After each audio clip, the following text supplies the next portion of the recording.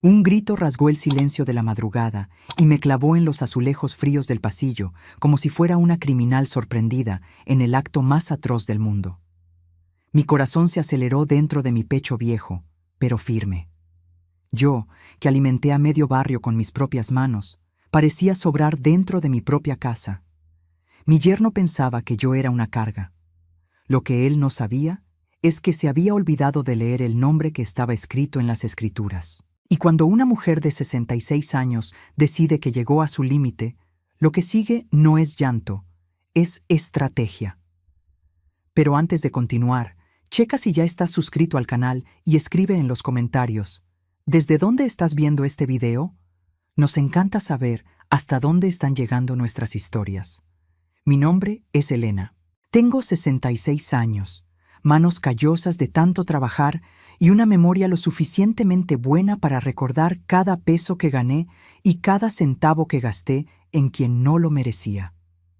Durante 32 años fui costurera, no de las que remiendan dobladillos en casa. Fui dueña de un taller en el centro de la ciudad, el Atelier Doña Elena, donde vestía novias, madrinas, graduadas y hasta a la esposa del alcalde, en una época en la que el alcalde todavía tenía vergüenza.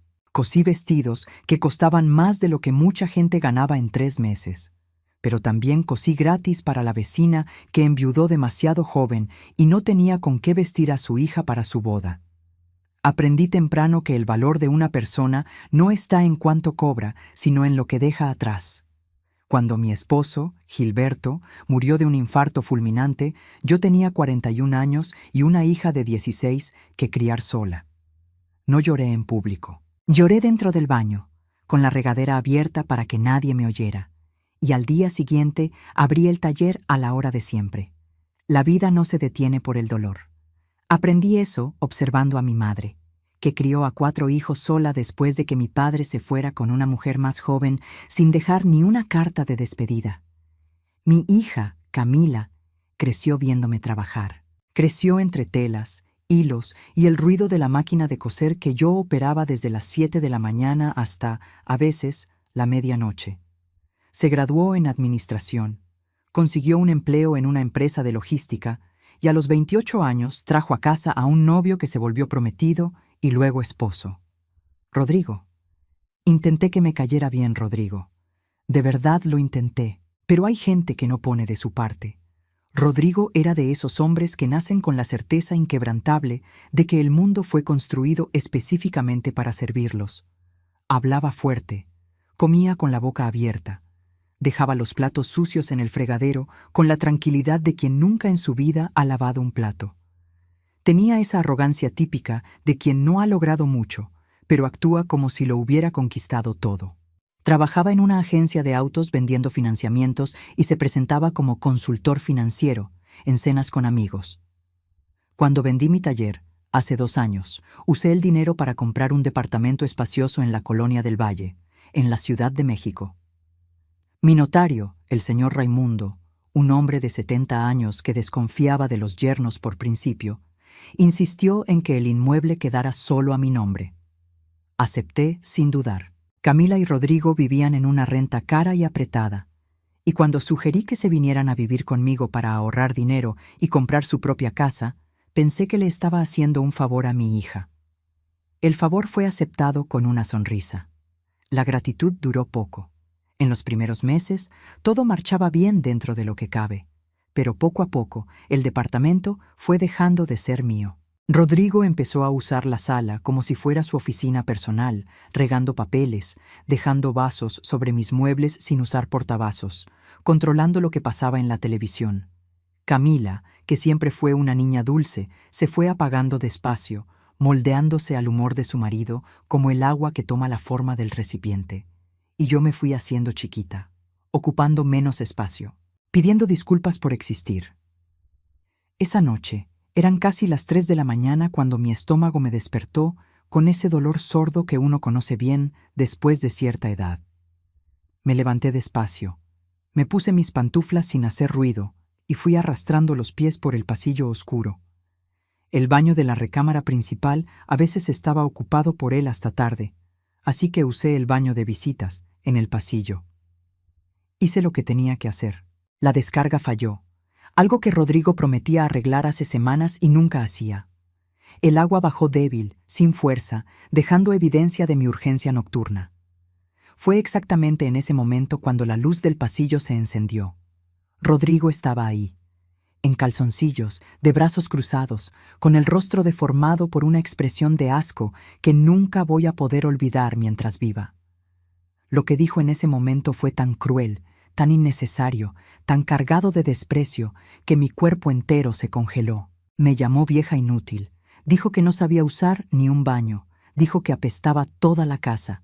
Dijo que necesitaba trabajar en la mañana y que yo no dejaba dormir a nadie con mis porquerías. Cada palabra fue un golpe. Pero lo que me rompió de verdad no fue el grito de Rodrigo. Fue el silencio de la habitación de mi hija. Camila estaba despierta. Lo sé porque conozco su sueño desde que era bebé. Su silencio fue una confirmación que dolió más que cualquier insulto. Me quedé sola en el baño iluminado, mirándome en el espejo. Tenía el cabello canoso todo despeinado, los ojos llorosos y una expresión de quien recibió una bofetada sin esperarla. Pero debajo de esa capa de tristeza vi otra cosa. Vi a la Elena que abrió un taller desde cero después de que su esposo murió. Vi a la mujer que pagó la carrera de su hija, cosiendo hasta que le dolían los dedos. Vi a la empresaria que negoció con proveedores arrogantes, que sobrevivió a crisis, que nunca dejó una cuenta sin pagar. Vieja inútil, había dicho él. Está bien, déjame enseñarte de lo que una vieja inútil es capaz. Limpié el baño. Lo limpié con una rabia silenciosa que aún no tenía nombre, pero que yo ya sabía que no se iría con cloro. Tallé cada centímetro de la porcelana con una fuerza que mis rodillas reclamaron al día siguiente. Pero en ese momento no sentía nada más que esa claridad fría que viene cuando una decisión ya se tomó sin que nos demos cuenta. Volví a mi cuarto, el más pequeño del departamento, claro. Cuando se mudaron, insistí en que se quedaran con la recámara principal. Para que tengan su espacio, dije. ¡Qué ingenuidad! Me senté en la orilla de la cama y me quedé escuchando cómo despertaba la ciudad. El camión de la basura, los primeros peceros, el silbato distante de alguna fábrica que no descansa ni de madrugada. Abrí el cajón de mi buró y saqué una libreta vieja. Era la libreta del atelier Doña Elena, llena de contactos que construí en 32 años de negocio. Pasé las páginas amarillentas con los dedos que se saben el camino de memoria. Busqué en la letra F, fletes. Fletes Toñito. Toñito había sido cliente del taller por casi 20 años. No por la ropa, claro, sino porque su esposa era una de mis clientas más fieles. Cuando cerré el taller, me dijo que si algún día necesitaba cualquier cosa, solo tenía que llamar. Eran las 6:30 de la mañana cuando marqué el número. Él contestó a la segunda llamada con la voz ronca de quien apenas está en su primer café. Cuando se identificó y yo dije mi nombre, hubo una pausa y luego una risa calurosa. «¡Doña Elena! ¿Cuánto tiempo? ¿Cómo está usted?» «Bien, Toñito. O mejor dicho, voy a estarlo. Necesito un favor». Hablé en voz baja, eligiendo las palabras con cuidado. Necesitaba el camión más grande que tuviera. Lo necesitaba esa misma mañana. Y necesitaba que todo fuera guardado en una bodega por tiempo indefinido. Él no hizo preguntas. Solo dijo, «En 1 hora estoy ahí con 3 muchachos». Después de colgar, fui a la cocina y preparé café. Café de verdad, de olla, fuerte y oscuro, como a mí me gusta y como Rodrigo siempre se quejaba de que dejaba olor en la casa. Mientras el café se hacía, fui caminando por las habitaciones del departamento con una cinta adhesiva de color verde en la mano, y fui marcando cada mueble, cada electrodoméstico, cada objeto que era mío. La mesa del comedor, que heredé de mi abuela, etiqueta verde. El sofá de piel que compré con las ganancias del mejor año del taller, etiqueta verde. La televisión de 55 pulgadas, el microondas, la lavadora, el refrigerador de 2 puertas, las lámparas, los tapetes, los cuadros, las cortinas de lino que costaron un ojo de la cara, todo verde. Lo que les quedaría eran las 2 sillas de plástico del balcón, que habían traído de su casa anterior, y un colchón viejo arrumbado en el cuarto de visitas.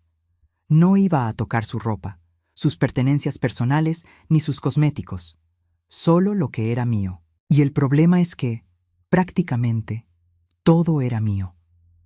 Cuando Rodrigo y Camila salieron al trabajo sin despedirse de mí, claro, como de costumbre, yo estaba sentada a la mesa tomando mi café con una calma que me sorprendía. Rodrigo pasó junto a mí sin mirar. Agarró la taza que yo había dejado separada para él, bebió de pie mirando el celular y se salió. Camila me dio un beso seco en la mejilla, ese beso de obligación que duele más que un golpe, y se fue tras él. La puerta se cerró. Respiré profundo. Fui al centro de la sala y me quedé parada ahí por un momento, sintiendo el espacio a mi alrededor. Este departamento era mío. Cada metro cuadrado había sido comprado con 32 años de trabajo, de dedos picados por las agujas, de madrugadas cosiendo cuando todo el mundo dormía. Y era mío de verdad. Mi nombre en las escrituras, mi nombre en los recibos de luz y agua, mi nombre en todo. El interfón sonó exactamente 55 minutos después de mi llamada. Eran Toñito y 3 muchachos jóvenes, con cara de pocos amigos y brazos de quien carga pianos profesionalmente. Media hora después, el sofá había salido por la puerta. La televisión había salido. La mesa del comedor había salido. Los cuadros estaban envueltos en plástico de burbujas y apilados en el pasillo. La dueña del 302, la señora Lupita, una mujer que tenía el hobby de saber la vida ajena, asomó la cabeza por la puerta entreabierta mientras los muchachos cargaban el refrigerador. «Doña Elena, ¿se está mudando?» «No exactamente, Lupita», respondí sosteniendo la puerta para que pasaran. «Estoy haciendo una limpieza. Ya sabe cómo es, de vez en cuando se acumula mucha cosa innecesaria y uno necesita sanear el ambiente». Ella se quedó mirándome con la boca ligeramente abierta mientras el refrigerador desaparecía por el pasillo. A las 11 de la mañana, el departamento era un eco. Las paredes tenían marcas en el piso donde antes había muebles. La cocina solo tenía el fregadero y la estufa empotrada, que era del edificio. La sala estaba completamente vacía. Mi cuarto, vacío. La recámara de ellos solo tenía su colchón en el suelo y su ropa apilada, que saqué del closet de madera fina que, por supuesto, también era mío. Fui al baño de visitas, el mismo donde todo había empezado horas antes. Saqué de mi bolsa un marcador permanente negro de punta gruesa. Me arrodillé frente a la tapa del inodoro con las rodillas protestando, pero firmes. Escribí con letras grandes y claras: «Aquí tienen el único trono que se merecen. Úsenlo con salud». Luego cerré la puerta del departamento. Le di 2 vueltas a la llave y bajé las escaleras con la bolsa al hombro y el paso de quien se va, no de quien huye. La habitación 318 del Hotel Reforma olía a ropa limpia y tenía el aire acondicionado en la temperatura justa. Me senté en la orilla de la cama enorme, de sábanas blancas y almidonadas, y me quedé mirando mis manos por un momento. Estas manos, llenas de marcas, de callosidades, de manchas de la edad, pero firmes. Todavía firmes. Abrí mi portafolios de piel gastada, ese que Rodrigo una vez llamó anticuado, con esa sonrisita que él creía sofisticada. Dentro estaba la historia de mi vida documentada, las escrituras del departamento, los estados de cuenta de mis inversiones, los comprobantes de los servicios que yo pagaba cada mes en nombre de la comodidad de gente que me llamó vieja inútil. Tomé mi calculadora, esa Casio gris comprada en 1996, con las teclas tan gastadas que necesitaba presionar un poco más fuerte para activar algunas. Empecé a sumar. Renta que deberían pagar por el valor de mercado del departamento, 25,000 pesos al mes. Multiplicado por 24 meses, 600,000 pesos. Luz, agua, gas, internet de fibra óptica que Rodrigo exigió para jugar videojuegos en línea. En promedio, 6,000 pesos al mes. 24 meses, 144,000 pesos. La tarjeta de crédito adicional que puse a nombre de Camila cuando dijo que tenía dificultades financieras al principio del matrimonio, y que Rodrigo había empezado a usar para comprar llantas, ropa y carnes asadas con amigos, promedio de 10,000 pesos al mes. 24 meses, 240,000 pesos. La comida que yo compraba cada semana. El servicio de limpieza que yo pagaba 2 veces por mes y que Rodrigo trataba como obligación mía. Las medicinas que compré para Camila cuando le dio gripa y él se quejó del precio en la farmacia. La cifra final parpadeó en la pantalla de la calculadora como una acusación silenciosa. Más de 1,000,000 de pesos, aproximadamente, que yo había invertido en 2 personas que no me trataban como a un ser humano. Fui a la ventana del cuarto. Allá abajo la ciudad se movía indiferente. Metrobuses, coches, gente caminando apresurada con sus propios problemas. Tomé el celular y abrí la aplicación del banco. Un año atrás, cuando Rodrigo perdió una comisión grande y anduvieron apretados por 2 meses, él me pidió acceso a su cuenta para que yo hiciera una transferencia de emergencia. Nunca cambió la contraseña. Su arrogancia era tal que probablemente pensaba que yo ni sabía qué era la banca en línea. Lo que vi en la pantalla me hizo soltar un suspiro largo e involuntario. Tenían una deuda en su tarjeta que alcanzaría para comprar un coche compacto. La cuenta de ahorros mostraba un saldo que no pagaría ni 3 días de renta. Acababan de comprar una pantalla a 18 meses sin intereses. Debían 2 meses de la letra del carro. El ejecutivo financiero vivía en números rojos hasta el cuello. Llamé a la compañía de Internet. Voz tranquila, amigable. Soy la titular de la cuenta. Necesito suspender el servicio por motivo de remodelación. Sí, inmediato. No, no deje ni la señal básica. Llamé a la compañía de luz. Solicito el corte por remodelación estructural. El inmueble está vacío. Sí, soy la propietaria. Pueden cortarla mañana temprano. Llamé al banco. Cancelación de las autorizaciones de débito automático relacionadas con el financiamiento del vehículo a nombre del señor Rodrigo Villalobos. Cancelación de los planes de celular a mi nombre que estaban siendo usados por terceros. Cancelación de la mensualidad del gimnasio al que él se inscribió en febrero y fue 3 semanas. Cada llamada tenía el sabor de algo que se estaba enderezando. Pedí servicio al cuarto. Una sopa de verduras, un filete, una copa de vino tinto que costaba más de lo que yo había gastado en un restaurante en todo el último año, porque con ellos nunca salía. Siempre era yo la que cocinaba, servía y lavaba. Mientras esperaba la comida, el celular empezó a vibrar. Rodrigo. Dejé que sonara. Vibró de nuevo.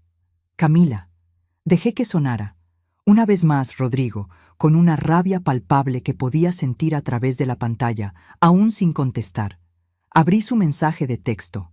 Era una sarta de acusaciones, de amenazas de llamar a la policía, de palabras que eligió para lastimarme una vez más, esta vez a la distancia.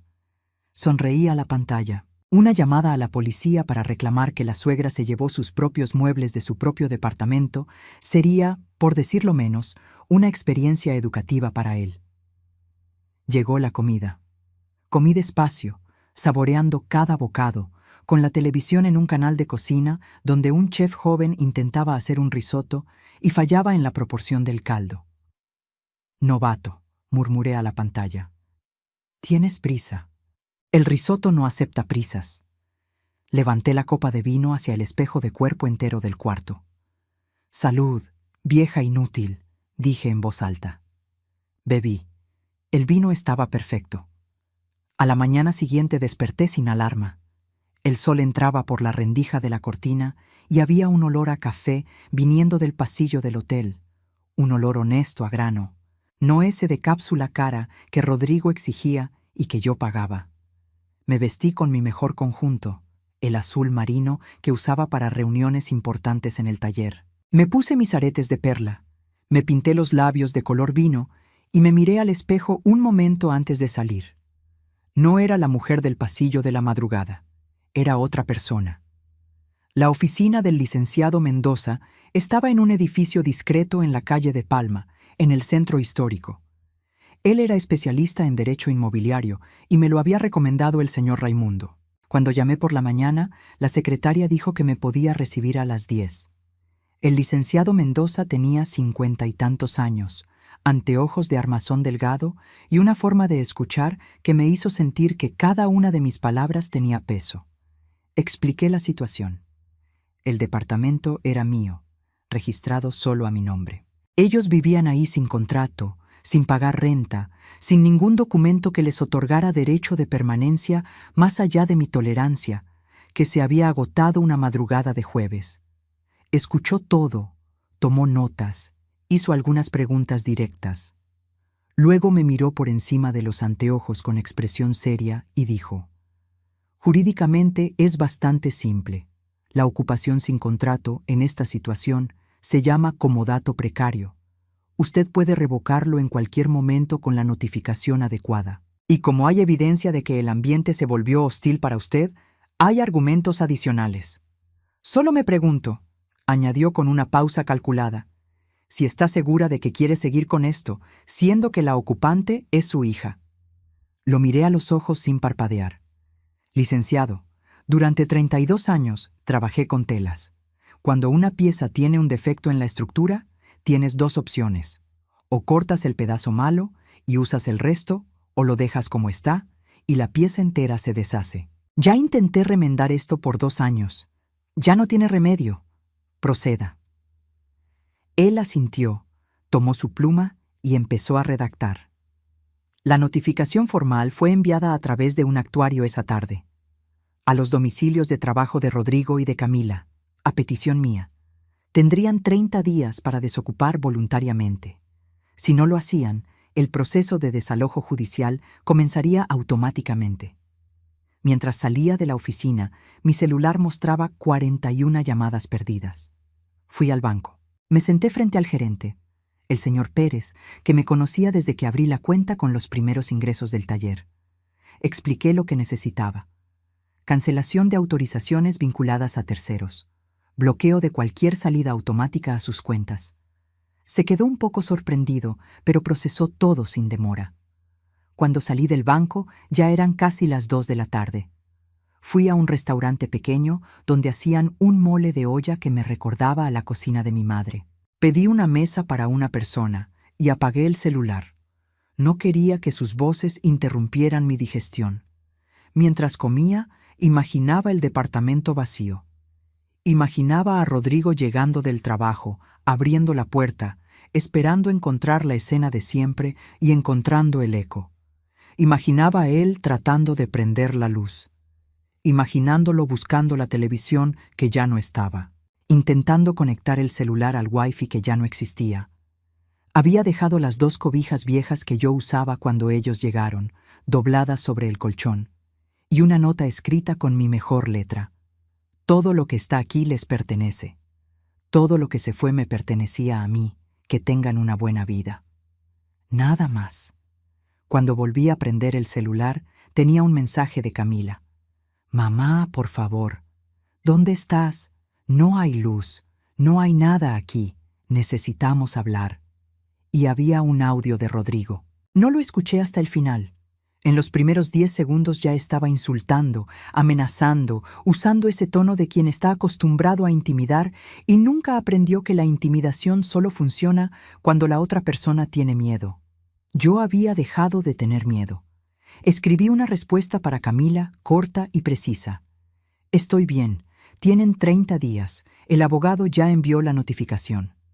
Envié y guardé el celular. Pedí un postre. Comí despacio. 2 días después, era hora de dejar que el silencio hablara por sí solo.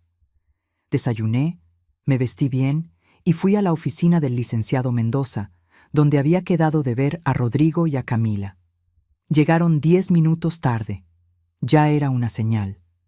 Rodrigo entró primero. Traía la misma camisa del día anterior, no necesitaba ser detective para notarlo, y tenía una expresión que intentaba ser autoritaria, pero que en realidad era pánico mal disfrazado. Camila venía detrás, con los ojos rojos, el cabello recogido sin cuidado, una versión apagada de mi hija inteligente y bonita que creció viéndome trabajar. Cuando me vieron sentada ahí, tranquila, con las manos cruzadas en el regazo y mis aretes de perla, Rodrigo se detuvo en seco. El licenciado Mendoza fue eficiente. Explicó la situación legal en términos que no daban margen a interpretaciones. Rodrigo intentó interrumpir 3 veces, y las 3 veces el abogado lo cortó con una gentileza que tenía bordes afilados. Cuando me tocó hablar, lo hice sin levantar la voz. Dije que no era venganza. Dije que era cordura. Dije que había intentado por 2 años ser una madre generosa, una suegra discreta, una inquilina silenciosa dentro de mi propia casa. Dije que me había hecho chiquita para caber en el espacio que ellos me dejaban, un espacio que se fue reduciendo cada mes que pasaba. Dije que el grito de Rodrigo en la madrugada no me había destruido, me había despertado. Rodrigo intentó la estrategia del arrepentimiento. Dijo que había hablado al calor del momento, que estaba cansado, que no era lo que quería decir. Usé mis años de negociación con proveedores para reconocer la maniobra y dejé que terminara antes de responder que yo no estaba ahí para recibir disculpas, que las disculpas no deshacen lo que se dice a las 3 de la mañana cuando nadie está actuando para una audiencia. Camila me miró durante casi toda la conversación con una expresión que conozco desde que tenía 5 años y rompió un jarrón sin querer. Era la expresión de quien sabe que se equivocó y aún no sabe cómo arreglarlo. Puse sobre la mesa una carpeta con las copias de todo, las cuentas que yo había pagado, los estados de cuenta que mostraban cuánto había salido de mi pensión y de mis ahorros hacia sus cuentas en los últimos 2 años. El total, impreso en negritas en la última hoja, le quitó el color a la cara de Rodrigo. No es que el dinero fuera el punto. El punto era que yo había comprado con ese dinero mi propia invisibilidad dentro de mi propia casa. Y eso no estaba a la venta. Al final de la reunión, Rodrigo salió sin mirarme. Camila se quedó atrás por un segundo, con la boca abierta como si fuera a decir algo, y yo la observé sin moverme. Salió sin hablar. La puerta se cerró con un clic suave y definitivo. El licenciado Mendoza me miró por encima de los anteojos, con una expresión que era mitad respeto, mitad curiosidad. Me dijo que en 20 años de carrera había visto a pocas personas llevar ese tipo de conversación con tanta claridad. Le agradecí, pagué los honorarios en el acto, en efectivo, y salí a la luz del sol del mediodía, sintiendo que las piernas me pesaban menos que en años. 3 meses después, mi sala era amarilla. No un amarillo tímido, no un crema dorado que alguien pudiera confundir con beige si miraba de reojo. Un amarillo cempasúchil de verdad, intenso. El tipo de color que te obliga a estar presente en la habitación donde existe. El color que Rodrigo había descartado una vez como demasiado de pueblo, cuando yo lo había sugerido tímidamente.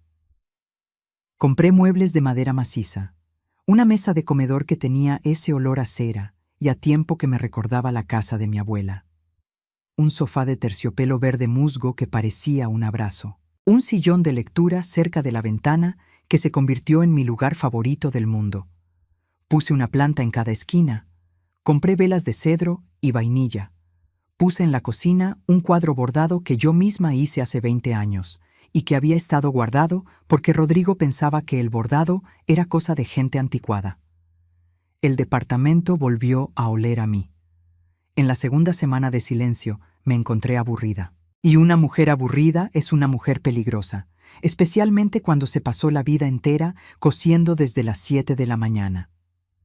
Llamé a una antigua clienta, la señora Perpetua, que hacía fiestas grandes y siempre se quejaba de que no encontraba quien cocinara comida casera de verdad para los eventos corporativos.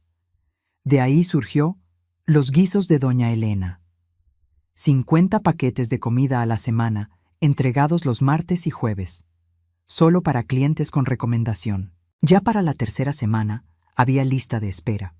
Un día, el repartidor me dijo, antes de llevarse las cajas, que había visto a Camila en una zapatería del centro, trabajando. Dudó antes de añadir que se veía cansada, pero que tenía algo diferente en la mirada, más encendida. No dije nada, pero me quedé pensando en eso por horas. Había cortado por completo el dinero de Camila, pero no había cortado mi atención silenciosa. Supe por diferentes fuentes, la vecina de la colonia a donde se fueron a vivir, una antigua colega de trabajo de ella, el portero de nuestro edificio, que las cosas entre Rodrigo y Camila habían implosionado rápidamente cuando el dinero desapareció. Sin el colchón financiero que yo proporcionaba, la estructura que mantenía ese matrimonio se reveló como lo que siempre fue, una fachada sin cimientos. Rodrigo se había regresado a su ciudad natal después de 6 semanas de moteles y departamentos compartidos. Camila se quedó en un cuarto rentado en una casa de huéspedes para mujeres, sola por primera vez en su vida adulta. A veces casi llamaba, casi, pero recordaba las palabras de mi padre, que dijo una vez mientras cosía la suela de un zapato viejo porque no tenía dinero para comprar uno nuevo, que el mayor regalo que uno puede darle a una persona, a veces, es dejar que descubra de lo que es capaz. Camila lo estaba descubriendo. Yo estaba esperando. Mientras tanto, pinté el baño. Instalé un inodoro nuevo, moderno, con esa descarga que funciona a la primera. Puse toallas de algodón egipcio y una vela de sándalo en la repisa. Cada mañana, cuando entraba ahí, veía mi reflejo en el espejo nuevo, limpio, sin manchas de pasta de dientes, de nadie más que la mía, y murmuraba bajito, «Vieja inútil, mira el palacio que construiste». 5 meses después del grito en el pasillo, un sobre se deslizó por la rendija de mi puerta.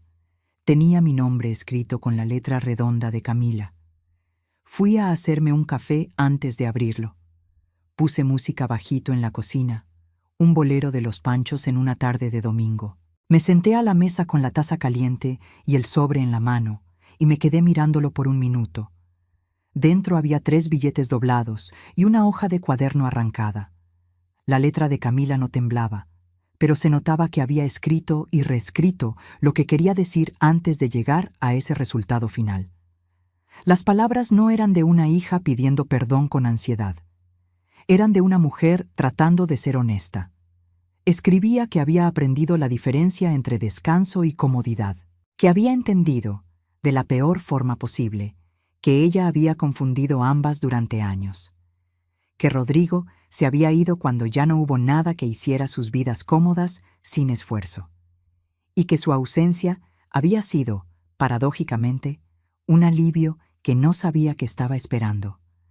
Escribía que estaba trabajando, que le dolían los pies, que sus manos se estaban poniendo ásperas de cargar cajas, que cuando compraba 1 kilo de arroz con su propio dinero, ese arroz tenía un sabor diferente. No pedía que la recibiera de vuelta de inmediato, pedía solo que yo supiera que lo había entendido. Doblé el papel con cuidado y lo puse de nuevo en el sobre. Fui a mi recámara y abrí el cajón grande de la cómoda, ese donde guardo las cosas que importan. Puse el sobre dentro. No era hora de llamar a Camila.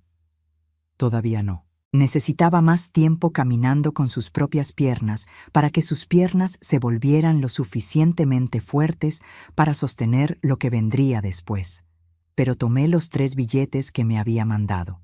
Fui a la caja donde guardo documentos importantes y abrí un sobre nuevo. Escribí al frente, «Capital inicial para el futuro de Camila». Guardé los billetes ahí dentro. No era por el dinero, era por el símbolo. Cada billete que ella me mandara sería guardado, multiplicado en mis inversiones y devuelto a ella el día en que yo viera que estaba lista para construir algo propio, como yo lo había construido, con sus propias manos y sus propios errores. Volví a la cocina. Tenía masa de pan descansando en la barra. La amasé con fuerza, sintiendo la textura elástica y viva bajo mis dedos, ese material que responde al toque como ningún otro. Por la ventana entraba el sol de la tarde. Mi sala amarilla estaba toda iluminada. Las plantas en el balcón se mecían levemente. El olor a vainilla y pan mezclado era el olor de una casa habitada por alguien que eligió estar bien. Pensé en la palabra inútil. ¡Qué palabra tan curiosa! Inútil es quien necesita succionar la vida de los demás para mantener la apariencia de estar viviendo. Inútil es quien grita porque no tiene argumentos. Inútil es quien confunde la bondad de una mujer con debilidad y aprende la diferencia demasiado tarde. Yo, Elena, 66 años, con las varices en las piernas y la columna que se queja en las mañanas frías, soy todo menos inútil. Soy la matriarca que amó a su propia hija con la dureza suficiente para que se convirtiera en mujer. Soy la empresaria que se reinventó cuando todo el mundo ya la daba por terminada. Soy la mujer que descubrió que la dignidad tiene dirección, y la dirección es el nombre que está escrito en las Escrituras.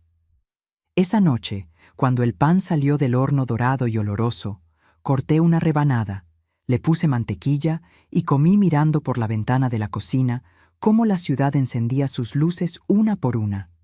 En algún lugar allá afuera, Camila estaba en un cuarto rentado descubriendo el peso y el placer de pagar su propia cuenta. En algún lugar allá afuera, Rodrigo estaba aprendiendo que la arrogancia no paga las deudas, y yo estaba aquí, en mi departamento, con mis paredes amarillas, con mi pan.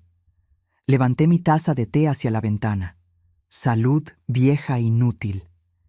¿Qué suerte tiene el mundo de tener a alguien tan inútil por aquí?